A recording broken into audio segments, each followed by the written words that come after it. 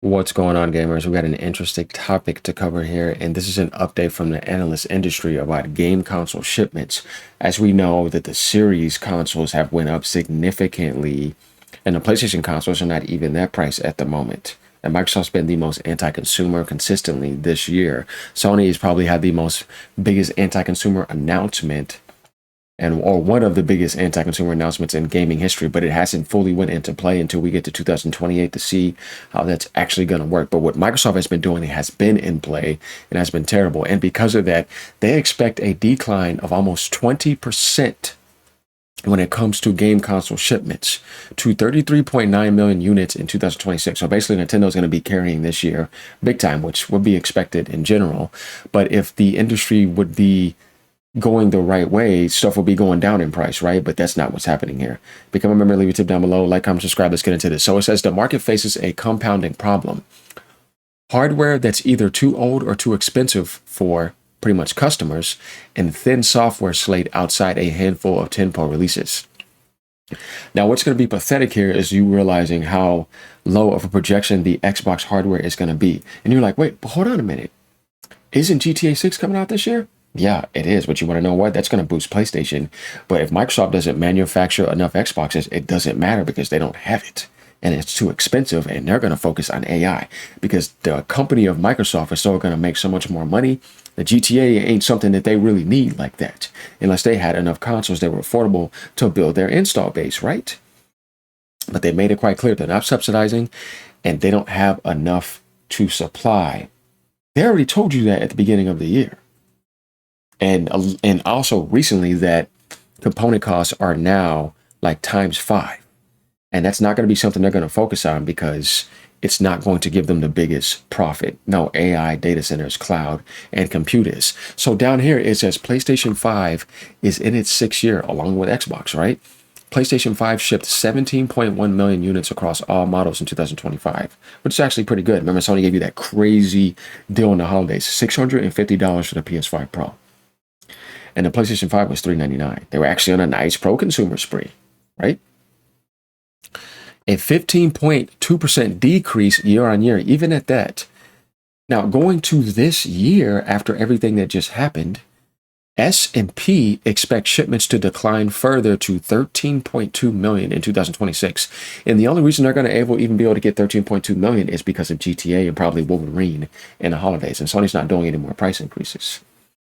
So we kind of get the idea that PlayStation is still going to have a solid year of shipping, and that because they have that GTA 6 monopoly on their side with marketing rights and the PS5 Pro to be the premium experience and pushing that digital only format, which we all don't like, but hey, the gaming industry supported most of that anyways. They're going to at least be able to do 13.2 million. But now the funny thing is, though, is when it gets the Xbox, how pathetic is this going to be? And then you wonder, are they going to say anything about Nintendo? They don't necessarily need to, or it's just not really covered here. It says right here, when we go down to Xbox Series X and S, Microsoft shipped 3.2 million Xbox Series X and S consoles last year. That's pathetic for your 5th year. And they had 3 price increases since then. 2 last year and another one this year. That's what I was trying to tell you, Xbox fanboys. How would you expect, listen to AGN here, how would you expect that it's 3 price increases that exclusives are going to help at this point? It's so dead in the water, ain't nothing going to recover this. And Xbox Series is going to be $1,500 to $2,000. You see what I'm saying? So when your brand is this dead, how do you expect, if you told me they were going to ship that this year with GTA 6 launching, that's absolutely pathetic. But look how much more expensive they just made the consoles. Nobody's going to buy that console. I'm telling you, everybody's going to go to PC. So 3.2 million were shipped last year. We got numbers now. That's pathetic. Marking the lowest annual total on record. But we're not done here. Are we, guys, are we ready for this? Are we ready for this? Quarterly shipments fell below 500,000 for the first time in S&P's data set during Q1 2026.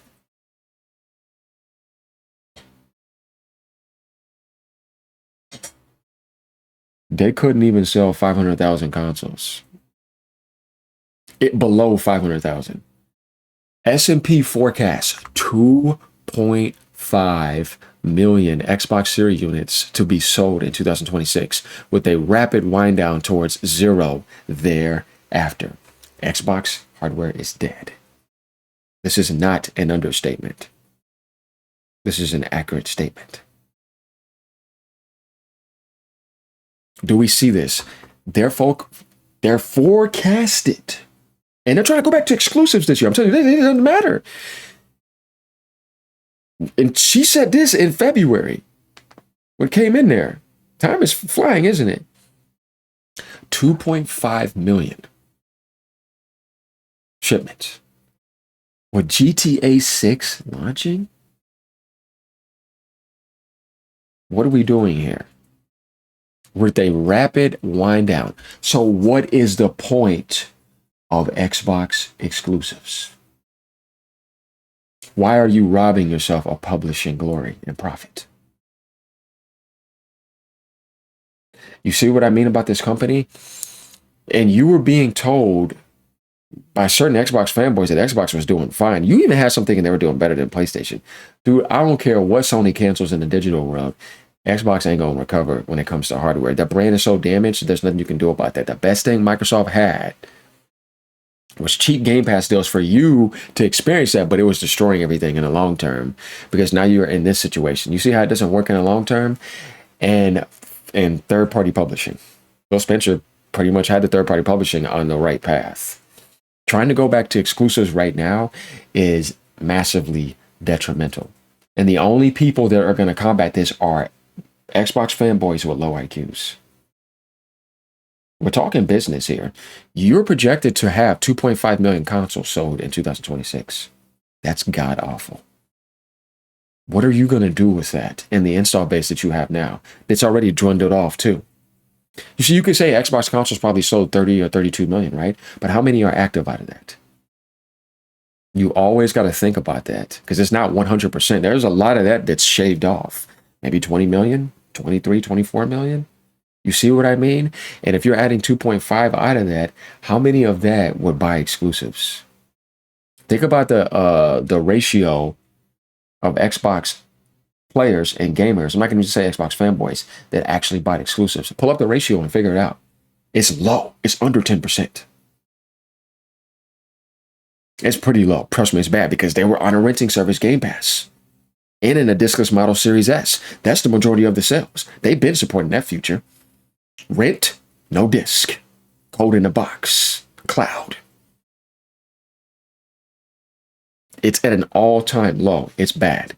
So you were also being told by Satya that even at the price that it is now, and even the CEO herself, they're still losing money and they're not going to subsidize. So you're not going to get deals, though they're bringing in exclusives. What they want you to do is to try to lock the exclusive there in a console sense, but not as a true exclusive, because a true exclusive means only on Xbox, but just not on PlayStation or Nintendo for certain games, but still on PC because you need Steam, right?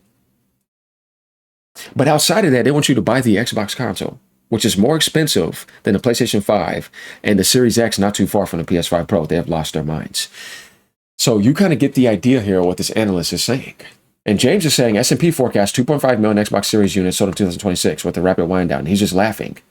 And I don't blame him because why are you doing exclusives? You can't afford to. You're Sega Dreamcasting yourself right now. You need as much help as you can possibly get. And you need PlayStation profit. That's how your publishing is going to rise up. It's not going to be staying in the Xbox world. You wouldn't even crack top 10. Yeah, that's how bad it is. You need Steam to make it seem like Xbox publishing is doing well if you don't want to feed PlayStation.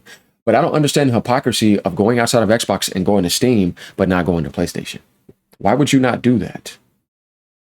PlayStation doesn't need to do it because they're going to be cracking 100 million.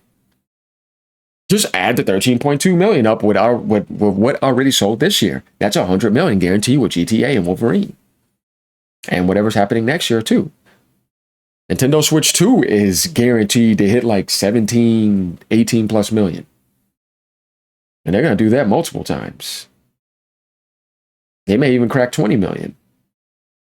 I'm just saying, because they already cracked like 22 or 23 in 1 year. The first year is crazy. So the Switch 2 is probably guaranteed to coast to and get close to 100 million or be somewhere around there. You see what I mean? They have their own world, so they can stand on their own. They're actually very successful. If you don't have no install base, how are you going to support and buy anything? And the attachment ratio has to be high. Nintendo has the highest first-party attachment ratio in gaming history. So if you put exclusives on there, everybody knows that's only there, and it moves because of that. PlayStation and Xbox are different. Microsoft only had that in the 360 era. And mainly people bought an Xbox for Halo back in the days, and Halo 2. That's where you could play it at. You see what I mean? It was only there. 360 sold a lot because of that. And Gears, you see, and Fable and stuff like that. So when you have people actually buying a console for that, that was different. Nowadays, it doesn't work that way anymore. It's totally different. Their biggest franchise they monopolized for Call of Duty is in a 10-year lockdown. By that time, do you even think Xbox will still be around? Like hardware? I don't know about that. So we're talking about the Xbox Series in this console. I got to do a different video for Helix. But I want to specifically talk about this right here, because if GTA can't get you to realize that you needed more hardware and you're not doing that, it's because the main company of Microsoft makes $100+ billion or more per year, and they ain't worried about that. Like, oh, yeah, you do that, but guess what? I'm Microsoft. You see what I mean? But I don't care about Xbox hardware because I'm losing money. I don't want to subsidize. So I'm going to make what I want to make enough. And then I'm going to talk to you, give you the parasocial behavior, lie to you, and make you believe that you're going to be getting a revival of hardware. And I'm doing some reset. Like, no, you're cleaning house so that you can make more profit. But you don't care about Xbox consoles because that's not the business for Microsoft to make profit. It's going to be publishing and microtransactions. Exclusives to me is literally going against everything they said they don't want to do, and that's subsidize. To me, you're subsidizing profit by not making the extra money on PlayStation or Nintendo by trying to make it an Xbox exclusive. You see what I mean with this company? Like when I see stuff like this, it gives me the idea that stop talking in circles because you don't know what you're talking about. So what you need to do is you need to make sure that you don't go down that exclusive route. And if anything, try time exclusives and put it on PlayStation. But sometimes that can't work. Look what happened with Starfield. That didn't end up working. Xbox cannot afford exclusivity this generation. And with Xbox Helix, what are you going to sell? This in a lifetime? You're going to sell Steam machine numbers? You see what I mean? Because who's going to pay $1,500, $2,000 for your hardware? You can't subsidize. If you try to release it next year, how's that going to work? The market's going to be the same as this year. They already said it. Memory prices are not going down, right? Unless some miracle happens. But even then, who's going to pay that much? So I'm trying to see a future of where you're trying to do exclusives. It's going to be worse than Xbox One because at least that sold 58 million. Now, you will never see that even happen again with Xbox hardware. And in 360, forget about it. It's only going to get worse. Xbox Helix won't even sell 10 million. You see what I mean? At the rate that things are going. So I don't see the point here.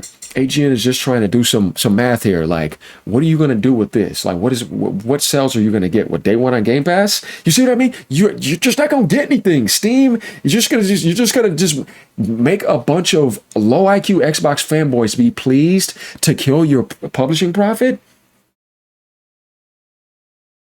I'm really trying to ask you a serious question here. Like, what does catering to Xbox fanboys do for you? Why are you even thinking about exclusives? You should have never went back to them because you can't afford to do it. Forza on PlayStation gave you a true idea of things. Then you made all that extra money too. That's at least making extra profit. You need as much extra profit as you can get since you said you want to make back that money in that sinkhole, right? Gears cannot stay an Xbox exclusive. It's literally anti-publishing growth to me because you're losing by minimum, let's say 2 million sales on PlayStation. That's $140 million plus microtransactions, early access. You can easily get $200 million off of Gears on PlayStation. Why would you pass that up? And Gears is actually staying alive because you're funding the development costs. You're not putting them in the red. That's what I say, to please an Xbox fanboy to me is not intelligent. Because what you're saying is that it's really about the hardware. It's not. The hardware's done. You know, it's finished. Everybody knows this. Anybody that's intelligent right now, tell AGN that you don't understand this outside of the Xbox world, which you know is not that smart, that the Xbox hardware somehow has some chance of coming back and surviving. Do you really believe this at this point of the generation where you realize it's too late? There's no way it stands any chance. It's done. They're made into right here. Wind down to 0. They know it is finished. It is going down. Once it goes that far down, it is done, and there's nothing you're going to be able to do about that. That's what we had to talk about in this video. So I want you guys to let me know what you think about this. Like I said, become a member, leave a tip down below, like, comment, and subscribe. You know what I always tell you. I'm just here to tell you the truth. PlayStation is still going to be able to get 13.2 million. People are seeing that. Sony is projecting a certain number. Microsoft's not going to even give you the projection because they don't want you to know. Nintendo already told you what they were going to do. They can crack 20 million again this year, the next fiscal quarter. They're going to be carrying. Everybody knows that. Everybody's seeing the numbers. We don't really need to talk about them because there's no deception there. It's pretty obvious what's going on. But in the Xbox world, oh boy, it's really bad. We've already fully went through the PlayStation physical media. Like JGN has covered that. Now it's time to talk about this recent update. So let me know what you guys think later. Remember, keep on gaming no matter what platform you're on. Just saying, I'm just trying to tell you the truth. If you think that Xbox hardware sales are going to increase for the rest of this generation because Microsoft's going back to exclusives, with the prices that they are now, I do not know what to tell you. It all seems wrong to me. Later.